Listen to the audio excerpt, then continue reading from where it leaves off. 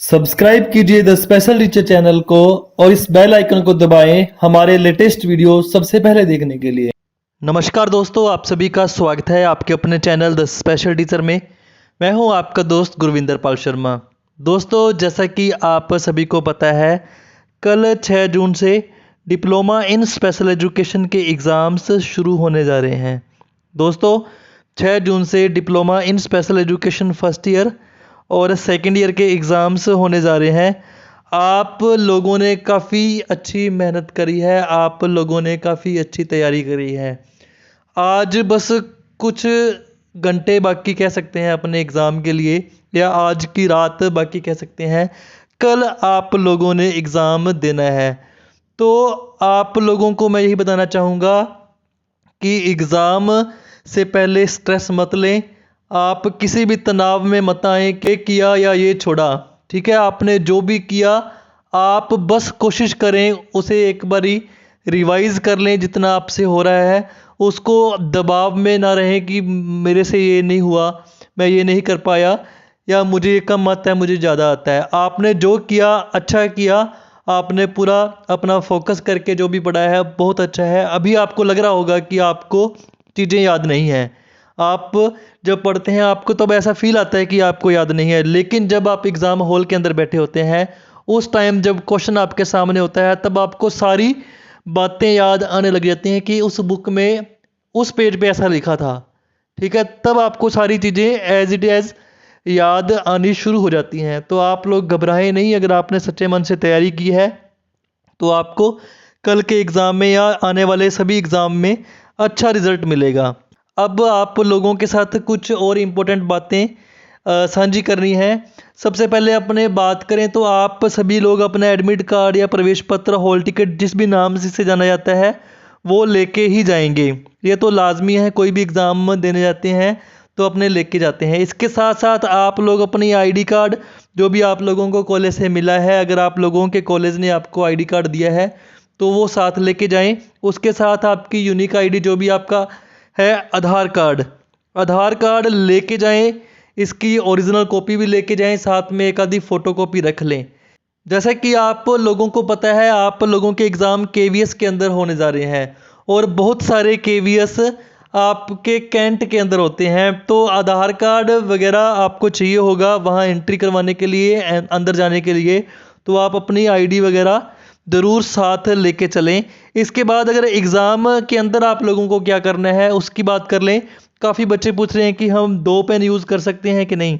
हम चाहते हैं कि हम 2 पेन यूज़ करें, तो बिल्कुल यूज़ करो। आप 2 पेन यूज़ करेंगे तो अच्छा इसका इंप्रेशन बढ़ेगा। आप अपनी हेडिंग्स है जो वो ब्लैक पेन से यूज़ कर सकते हो। हेडिंग के बाद जो अंदर कंटेंट लिखो ब्लू पेन से लिख लो। ठीक है, जो भी आप कंटेंट लिखो वो ब्लू पेन से लिखो।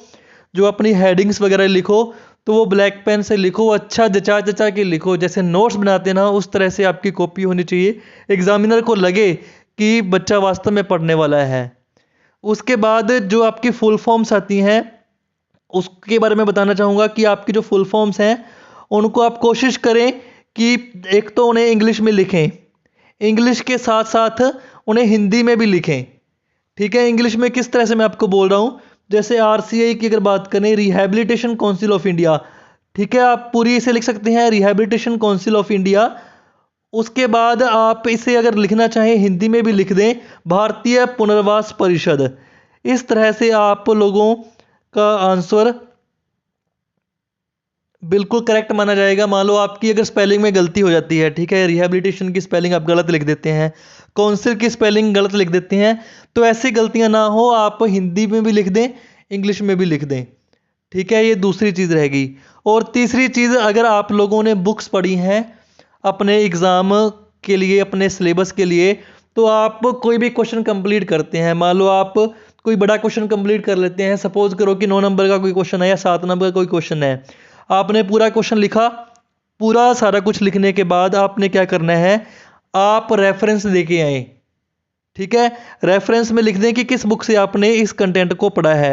आप ऐसा कर देंगे, मान लो आरपी पब्लिकेशन की बुक, कोई बुक पढ़ी है आपने, ठीक है, आप यहाँ लिख देंगे आरपी पब्लिकेशन।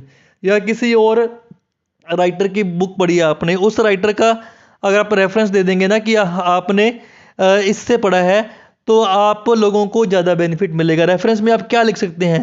रेफरेंसेस कौन से हो सकते हैं? जो भी पब्लिशर्स हैं उनके नाम लिख सकते हैं, लेखक के नाम लिख सकते हैं। उसके अलावा आप ऐसे लिख दो डीएससी मैनुअल, ठीक है, आपने डीएससी मैनुअल पढ़ा है, जो आरसीआई के मैनुअल्स आते हैं वहाँ से पढ़ा है।